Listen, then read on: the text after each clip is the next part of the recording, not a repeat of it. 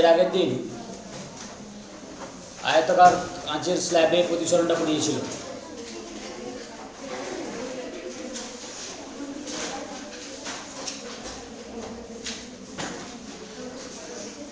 এর আগের দিন যেটা পড়িয়েছিলাম সেটা একটু ধরবো।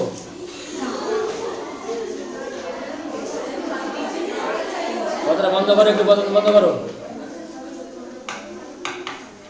তুই বলো দেখি, ওঠো। এর আগের দিন যেটা আমি পড়িয়েছিলাম সেটা প্রতিসরণ। প্রতিসরণ কাকে বলে?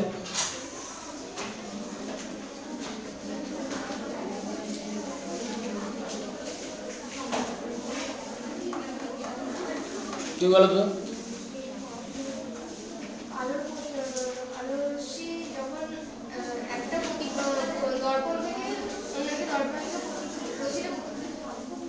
আমি বলেছি প্রতিসরণ কাকে বলে, তুমি বলছি দর্পণে, একটা দর্পণ থেকে অন্য দর্পণে প্রতিফলিত হয়। এটা আবার কি? প্রতিফলন আর প্রতিসরণ একই জিনিস? বসো বসো, বলো।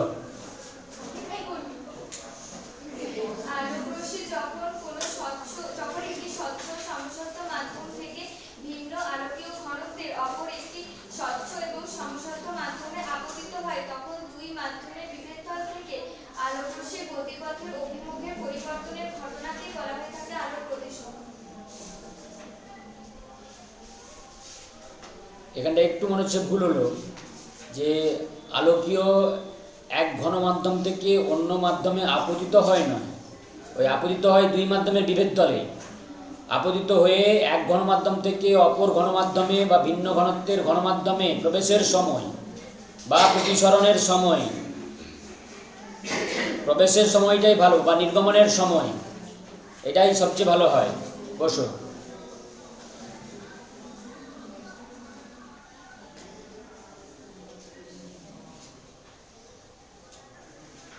প্রতিসরণের সূত্র দুটো কি কি? ওই একজন বলো তো দেখি, তোমার পেছনে এই যে হাত তুলেছে, যে পেছনের দিকে তাকাচ্ছ, হ্যাঁ ওটা দাও।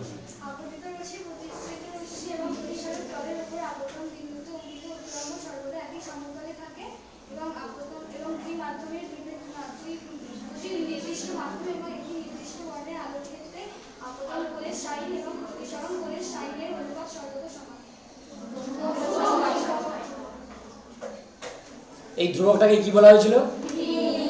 মিউ বা এটা কি ধরনের প্রতিসরাঙ্ক? আপেক্ষিক প্রতিসরাঙ্ক। তাহলে এখানে বললাম আপেক্ষিক প্রতিসরাঙ্ক, তাহলে অন্য যেটা আপেক্ষিক নয়, অর্থাৎ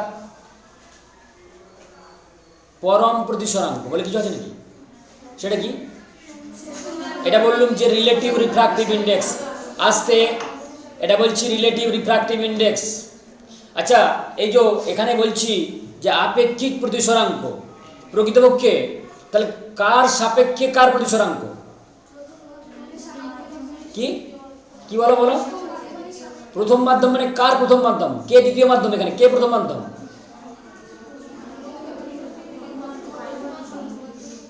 কেউ অন্য কেউ কিছু বলছো? অন্য কেউ কিছু বলছো? উঠে দাঁড়িয়ে বলো, যে করবে উঠে দাঁড়িয়ে বলো। প্রথম মাধ্যম মানে এখানে আপতিত মাধ্যম সাপেক্ষে প্রতিসৃত মাধ্যমের প্রতিসরাঙ্ক। যে মাধ্যমে আপতিত হচ্ছে সেই মাধ্যম সাপেক্ষে প্রতিসৃত মাধ্যমের প্রতিসরাঙ্ক। যে মাধ্যমে আলোক রশ্মিটা প্রতিসৃত হয়েছে সেই জন্য এটা হলো কি রিলেটিভ রিফ্র্যাক্টিভ ইন্ডেক্স। তাহলে অ্যাবসলিউট রিফ্র্যাক্টিভ ইন্ডেক্সটা কি কে বলতে পারবে? অ্যাবসলিউট রিফ্র্যাক্টিভ ইন্ডেক্স বা পরম প্রতিসরাঙ্ক কাকে বলে বলো?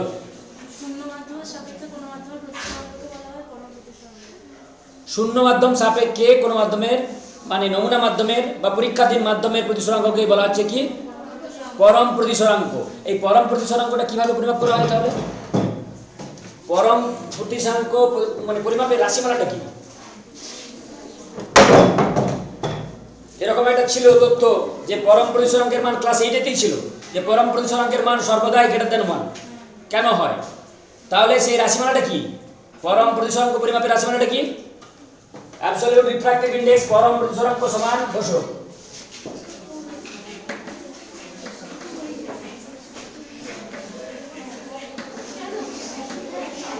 প্রকৃতপক্ষে শূন্য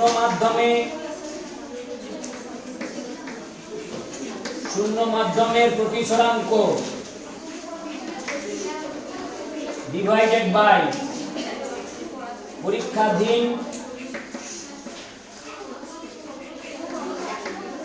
বা নমুনা মাধ্যমের প্রতিসরাঙ্ক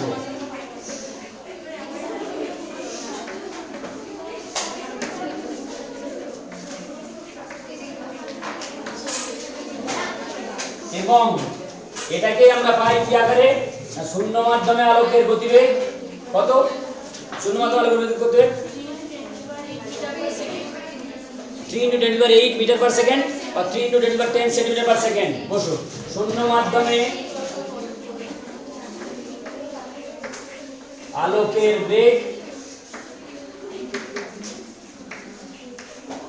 ডিভাইডেড বাই নমুনা মাধ্যমে আলোকের বেগ।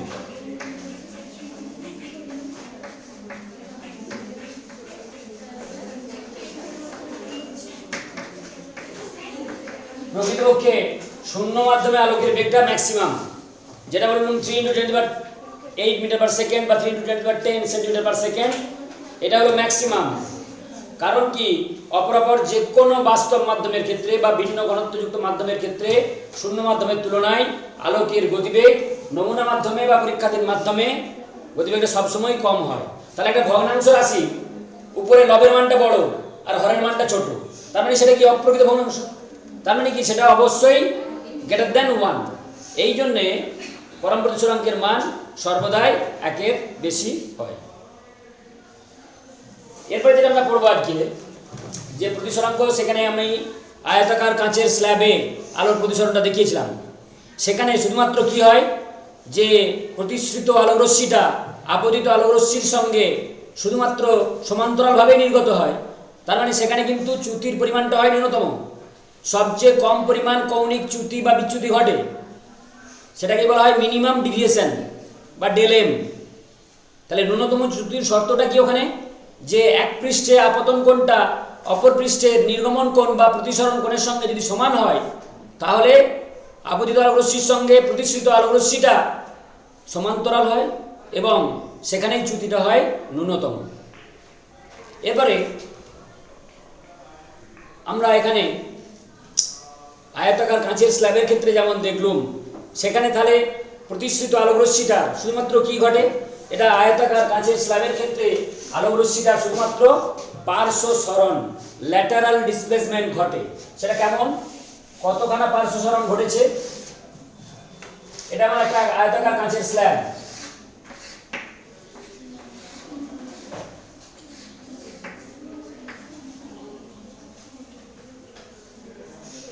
এই জলটা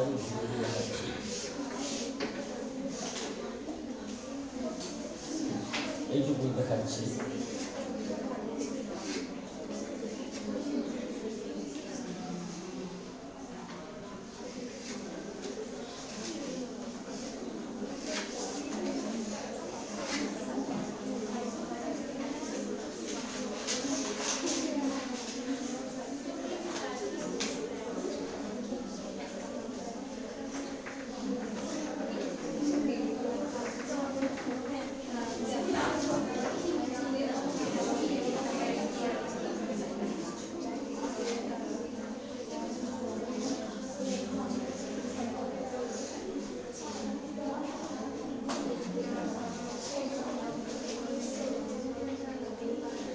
তাহলে যদি এই কাঁচের প্লেটটা না থাকতো তাহলে এই বরাবর আলোকরশ্মিটা বেরিয়ে যেত। এই কাঁচের প্লেটটা থাকার জন্যে এতখানা সরে এসেছে, এই যে পথটা সরে এসেছে, এটা কি বলা হচ্ছে কি? ল্যাটারাল ডিসপারশন বা পার্শ্ব সরণ। এটা হলো তার পার্শ্ব সরণ। এখানে এইটা ছিল প্রথম পৃষ্ঠে আপতন কোণ I1, আর এটা নির্গমন কোণ, বিপরীত পৃষ্ঠে নির্গমন কোণ ছিল I2। এই দুটো যখন সমান হচ্ছিল তখন তার মানে এই দুটো সমান হলেই এই দুটো রশ্মি অবশ্যই এই দুটো সরলরেখাকে কি হতে হবে, এরা অবশ্যই সমান্তরাল হলে তবে তো এই দুটো কোণ সমান হবে। তাহলে এই দুটো কোণ সমান যখন প্রমাণ করেছি অবশ্যই এরা সমান্তরাল, সেক্ষেত্রে চ্যুতির পরিমাণটা হয় ন্যূনতম এবং শুধুমাত্র পার্শ্ব সরণ ঘটে, ল্যাটারাল ডিসপারশন ঘটে।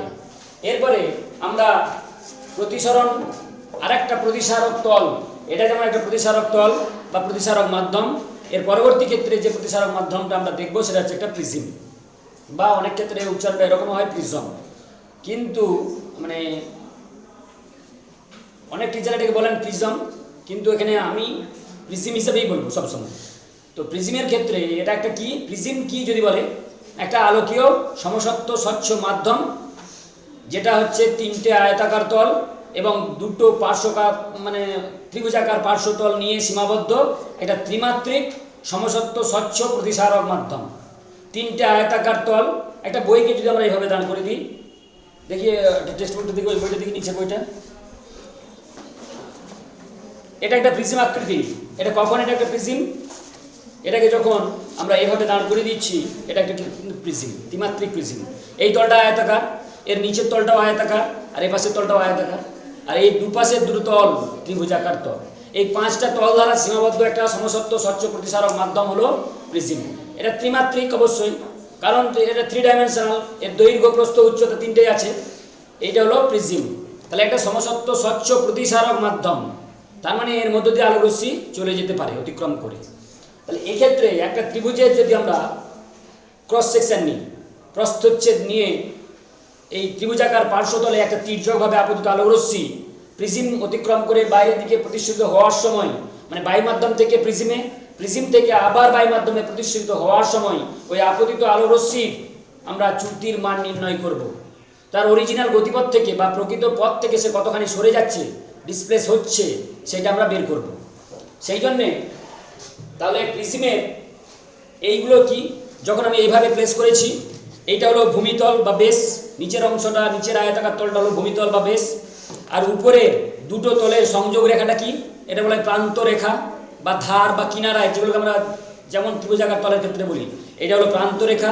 আর এই দুটো তলের সংযোগ তলে যে কোণটা সৃষ্টি হয় সেই কোণটাকে বলা হয় কি, সেটা হচ্ছে শীর্ষকোণ বা একটা প্রান্ত কোণ, শীর্ষকোণ বা এর ধারক কোণ বলা হয়। এখানে এই ধারক কোণটাকে প্রিজমের সবসময় আমরা এ দ্বারা ডেজিগনেট করব বা সূচিত করব। এর শীর্ষকোণটাকে বা প্রান্ত কোণটাকে আমরা এ অক্ষর দ্বারা সূচিত করব।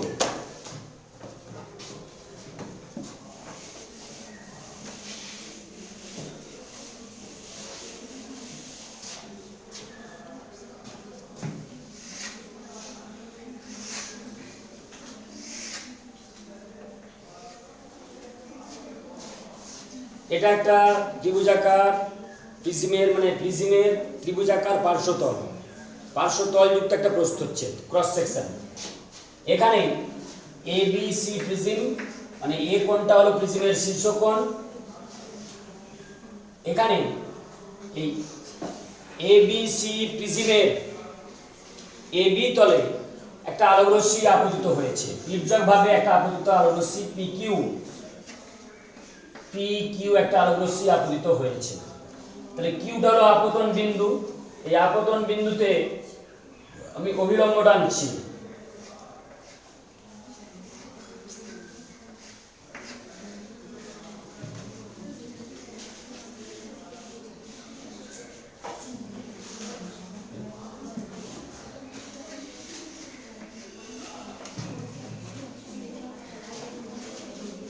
এটা কিউ আপতন বিন্দু, কিউ আপতন বিন্দু। তাহলে এটা বায়ু মাধ্যম, বায়ু মাধ্যম থেকে যখনই কায় মাধ্যমে প্রবেশ করছে সে কি করবে, প্রতিসরণের দরুন অবিলম্বের দিকে সরে আসবে। তাহলে আলোকরশ্মিটা অবিলম্বের দিকে সরে এলো। তাহলে পি কিউ আলোকরশ্মি আপতিত আলোকরশ্মি কিউ বিন্দুতে এবি প্রিজমের এবিসি প্রিজমের এবি তলে প্রতিষ্ঠিত হয়ে, এটা নাম দিচ্ছি আর বিন্দুতে এসে এখানে এসি তলে আপতিত হয়েছে। তাহলে এটা যদি অবিলম্ব হয়, এটা হচ্ছে এন ও অবিলম্ব। তাহলে কিউ বিন্দুতে আপতিত হয়েছে, তাহলে এই কোণটা নিশ্চয়ই আপতন কোণ, অবিলম্বের সঙ্গে আপতিত আলোক রশ্মির যে কোণটা করেছে সেটা আপতন কোণ, পি কিউ এন কোণটা হলো আপতন কোণ I1। আর এটা যেহেতু অবিলম্ব NO, তাহলে এই কোণটা হবে R1 প্রতিসরণ কোণ। এরপরে আর বিন্দুতে আমার অঙ্কিত অবিলম্বটা,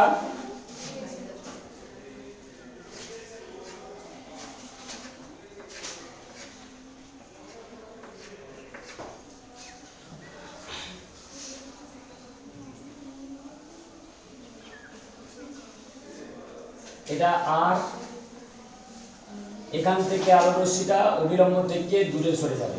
তাহলে এখানে এটা আপতন কোণ, এটাকে করেছিলাম কাঁচ পলকের ক্ষেত্রেও করেছিলাম R2, আর এখানেও প্রিজমের ক্ষেত্রেও করবো এটাকে R2। এই আলোক রশ্মিটা অবিলম্ব থেকে দূরে সরে যাবে। তাহলে এইটা হচ্ছে প্রতিসরণ কোণ I2, এটা RS, এটা PQRS, এটা T, আর এটা দিচ্ছি N, এটা N ডট, এটা অবিলম্ব যেহেতু NO ও N ডট। আর এই রশ্মিটাকে যদি প্রিজমটা না থাকতো তাহলে সে এই বরাবর চলে যেত, এটাই ছিল তার প্রকৃত গতিপথ।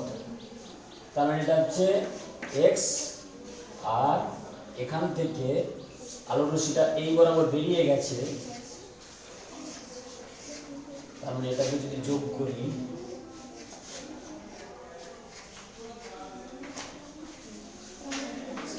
এইটা হলো আমার, এটা টি বিন্দু নাম দিলাম।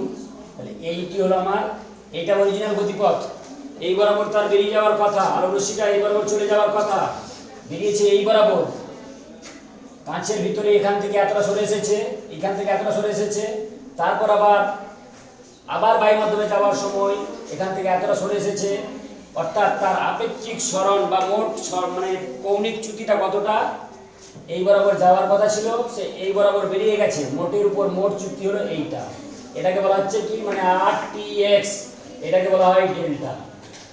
এটাই হলো চ্যুতি বা ডেল্টা দ্বারা ডেজিগনেট করা হলো কোনটা, RTX।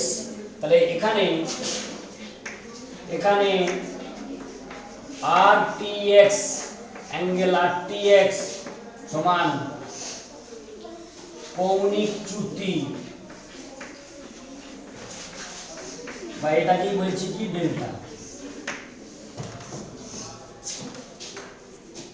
তাহলে ABC প্রিজমের AB তলে আপতিত আলোক রশ্মি PQ, তাহলে এই কোণটা কি হবে, PQN কোণটা, কোণ PQN আপতন কোণ সমান হচ্ছে I1। আরেকটা হচ্ছে OQR কোণ, OQR কোণটা হচ্ছে কি প্রতিসরণ কোণ, OQR সমান প্রতিসরণ কোণ R1। AB তলে Q বিন্দুতে, কি হলো কথা বলছো কেন, কি বলছিলে উঠে দাঁড়িয়ে বলো, যদি কিছু কারো বলা থাকে উঠে দাঁড়িয়ে বলো।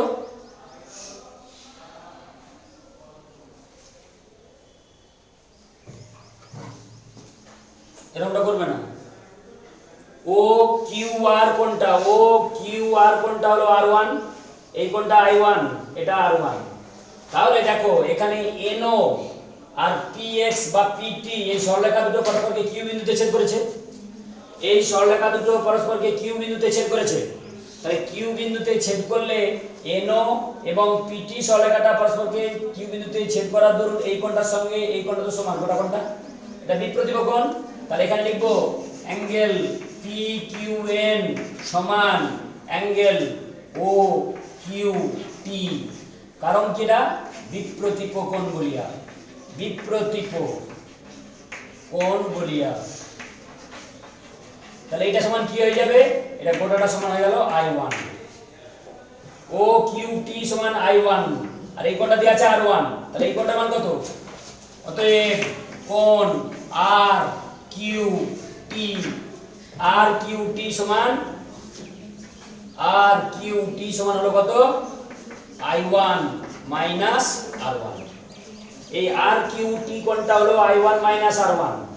একই রকম ভাবে এবিসি তলে আর বিন্দুতে প্রতিসরণের সময় এবিসি তলে প্রিজমের ভিতরে যখন কিউ আর আলো রশ্মি আপতিত হয়েছে, তাহলে আর বিন্দুতে এটা হলো কি অবিলম্ব, ও এন ডট অবিলম্ব, তার মানে কিউ আর ও বা ও আর কিউ সেটা হচ্ছে আপতন কোণ সমান হচ্ছে R2, কোণ ও আর কিউ সমান R2 আর এবং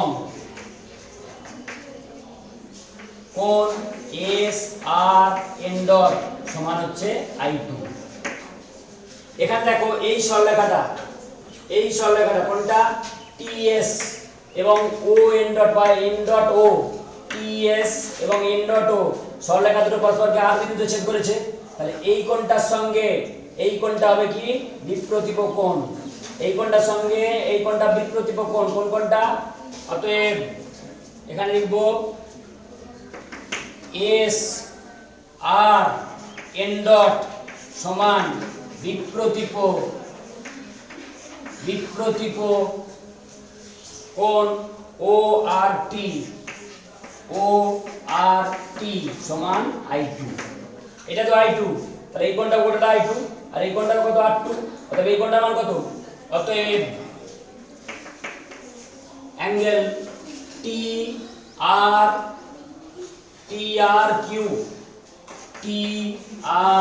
কিউ সমান হয়ে যাবে কি টি আর কিউ সমান টি আর কিউ কোনটা তো হ্যাঁ এটা R2, এটা কোনটা I2, তাহলে I2 মাইনাস R2।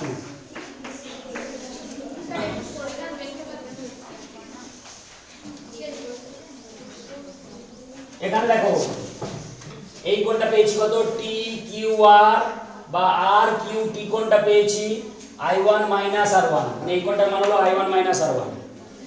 আবার এই কোণটার মান পেয়েছি কত কিউ আর টি, এই কোণটার মান পেয়েছি I2 মাইনাস R2 বা টি আর কিউ কোণটার মান পেয়েছি I2 মাইনাস R2। তাহলে এবারে টি কিউ আর ত্রিভুজের এই দুটো অন্তঃকোণের মান পেয়ে গেছি, আর এই বহিঃ কোণটা আমার ডেল্টা এক্স টি আর বা আর টি এক্স কোণটাই তো ডেল্টা, এটা টি কিউ আর ত্রিভুজের বহিস্থ কোণ। আমরা জানি যে কোনো একটা ত্রিভুজের বহিঃ কোণের মান অন্তস্থ বিপরীত কোণদ্বয়ের সমষ্টির সঙ্গে সমান, তাহলে এখানে এক্স টি আর বা আর টি এক্স এখানে লিখব, এক্ষেত্রে ত্রিভুজ টি কিউ আর এর মধ্যে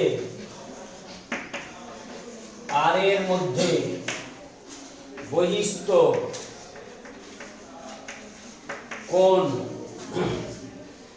কোণ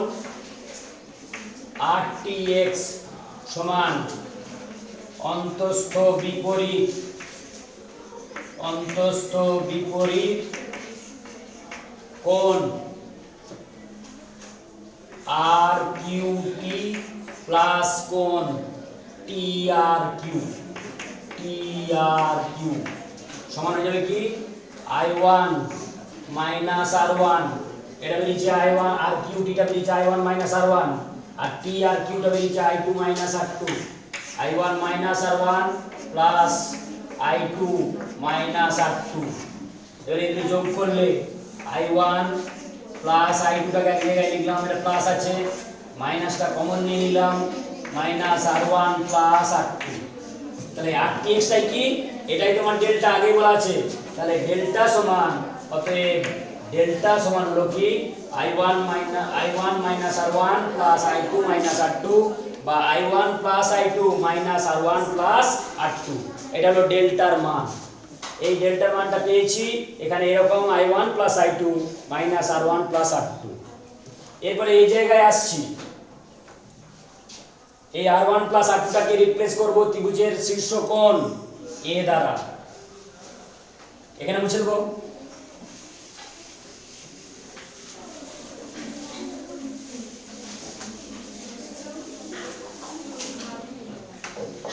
এবার দেখো চতুর্ভুজ AQOR এ কিউ ও আর এর মধ্যে, এটা একটা চতুর্ভুজ, এ কিউ ও আর, এ কিউ ও আর একটা চতুর্ভুজ, সেই চতুর্ভুজের মধ্যে এটা তো লম্ব, তার মানে এই কোণটার মান কত, 90 ডিগ্রি। আবার এই কোণটার মান কত, এটা তো লম্ব, ও এন ডটটা, তার মানে এই কোণটা 90 ডিগ্রি। তাহলে একটা চতুর্ভুজের বিপরীত কোণ দুটো সমষ্টি কত, 180 ডিগ্রি। তার মানে অবশিষ্ট কোণ দুটো সমষ্টি হবে 180 ডিগ্রি।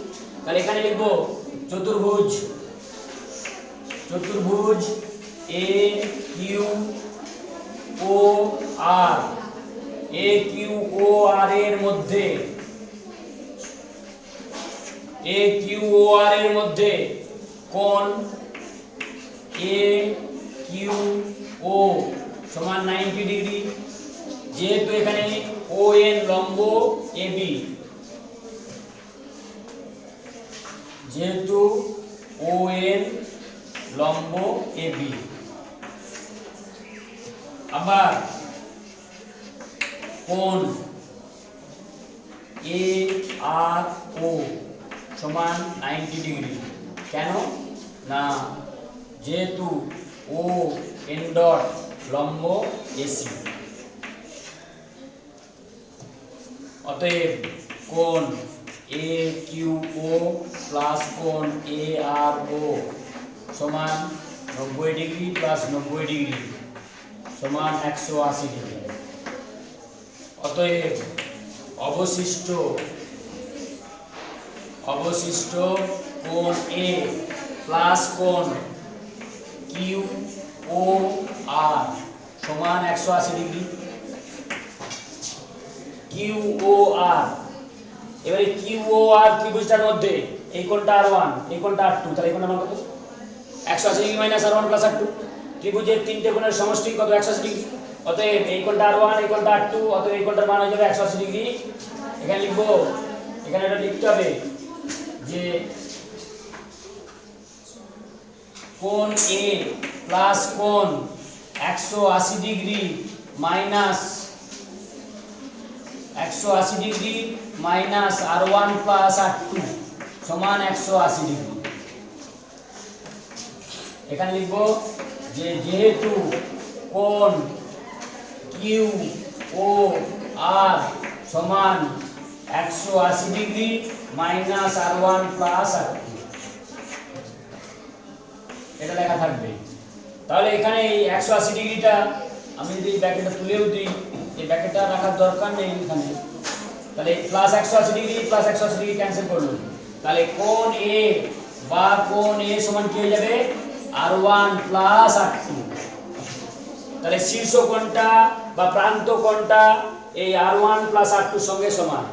তাহলে এখানে আমার ডেল্টা কত বেরোলো, ডেল্টা ইকুয়াল টু, অতএব তখন যখন a ইকুয়াল টু আর1 প্লাস আর2, তখন ডেল্টা সমান হয়ে যাবে কি, i1 প্লাস i2 মাইনাস কোণ a, i1 plus i2 minus কোণ a সমান হলো ডেল্টা। এরপরে ওই আয়তাকার কাঁচের স্ল্যাবের ক্ষেত্রে দেখেছি যে যখন i1 ইকুয়াল টু i2, তখন আপতিত আলোক রশ্মির সঙ্গে প্রতিষ্ঠিত আলোক রশ্মি সমান্তরাল ভাবে নির্গত হয়, অর্থাৎ চ্যুতির মানটা হয় তখন সর্বনিম্ন। তাহলে আমরা এখানে এই প্রিজমের প্রতিসরণের ক্ষেত্রে এই চ্যুতি কোণটা সবচেয়ে কম মানযুক্ত হতে হলে বা ন্যূনতম চ্যুতির ক্ষেত্রে সেটাকে বলি কি ডেল্টা মিনিমাম বা ডেল এম। ডেল এম সমান কি হবে তখন, i1 equal to i2 equal to, আমি i ধরে নিচ্ছি, সেটাকে ধরি i, তাহলে এটা কত হয়ে যাবে, অতএব তখন ডেল এম সমান হয়ে যাবে কি, এই যে i plus i minus a, i plus i minus a, i plus i minus a, তাহলে ডেল এম সমান হচ্ছে 2i মাইনাস কোণ a। এইটি হলো ন্যূনতম চ্যুতির শর্ত বা ন্যূনতম চ্যুতি কোণের মান। তাহলে ডেল এম সমান 2i মাইনাস a। প্রিজমের ক্ষেত্রে এই প্রমাণটা কিন্তু মানে বারে বারে পড়বে, এই প্রমাণটা করতে হবে অনেকবার ধরে। কোনটা দেখতে পাচ্ছ না,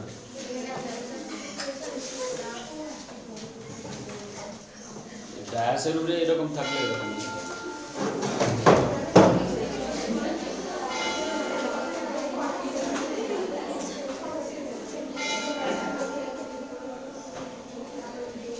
এর পরের দিন এসে যেটা পড়াবো সেটাও একটা প্রতিসারক মাধ্যম, যেটা হচ্ছে লেন্স।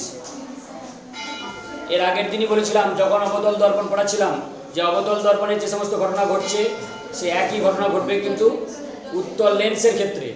যেটাকে আমরা বলছি উভোত্তল লেন্স সেটা আমাদের উত্তল লেন্স। বাই কনভেক্স লেন্স অবতল দর্পণ যেমন অভিসারী, অবতল দর্পণে প্রতিফলনের পর আলোকরশ্মি একটা নির্দিষ্ট বিন্দুতে মিলিত হয়, উত্তল লেন্সও তেমনি কিন্তু অভিসারী। সেই জন্যে অবতল দর্পণে যে ঘটনাগুলি ঘটে উত্তল লেন্সে সেই ঘটনাটি ঘটবে। আবার উত্তল দর্পণ অপসারী দর্পণ, এখান থেকে কি হয় প্রধানক্ষে সমান্তরাল রশ্মিগুচ্ছ বা তীর্যকভাবে আপতিত আলোক রশ্মিগুচ্ছ দর্পণ থেকে বাইরের দিকে ছড়িয়ে পড়ে বা অপসারী রশ্মিগুচ্ছে পরিণত হয়। সেই জন্যে অবতল লেন্সটাও কিন্তু অপসারী লেন্স। সেখানে উত্তল দর্পণের যে ঘটনাগুলি ঘটে একটাই ঘটনা ঘটে, বস্তুর যে কোনো অবস্থানের জন্য প্রতিবিম্বর অবস্থান প্রকৃতি এবং আকৃতি একই রকমের হয়। ঠিক অবতল লেন্সের ক্ষেত্রেও তাই একটাই আমরা ঘটনা পাবো, বস্তুর যে কোনো অবস্থানের জন্য প্রতিবিম্বের অবস্থান আকৃতি এবং প্রকৃতি একই রকমের হবে। সেটাই পরের দিন দেখাবো।